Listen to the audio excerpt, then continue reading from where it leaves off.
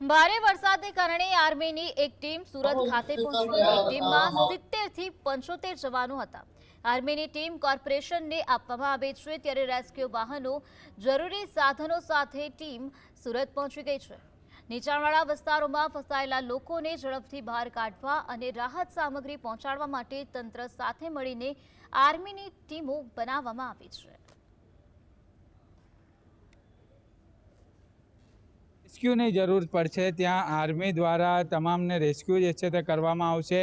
એટલું જ નહીં પરંતુ અત્યારે જોઈ શકાય છે કે જિલ્લા કલેક્ટર પાસેથી મળતી માહિતી પ્રમાણે અત્યારે કુલ 75થી વધુ જવાનો જે છે તે સુરત ખાતે પહોંચી ચૂક્યા છે અને અત્યારે તમામ પ્રકારની તૈયારીઓ જે છે તે હવે કરી લેવામાં આવી છે અને અત્યારે અલગ અલગ જે વિસ્તારોમાં તેમને અત્યારે તૈનાત કરવામાં આવશે અને જ્યાં રેસ્ક્યુની જરૂર પડશે ત્યાં રેસ્ક્યુની કામગીરી પણ જે છે તે કરવામાં આવશે। એટલે અતિ ભારે વરસાદને લઈને હવે આર્મી સુરતે પહોંચી છે અને તમામ તૈયારી જે છે તે કરવામાં આવી છે। સાહિદ જગતાપ, GSTV સુરત।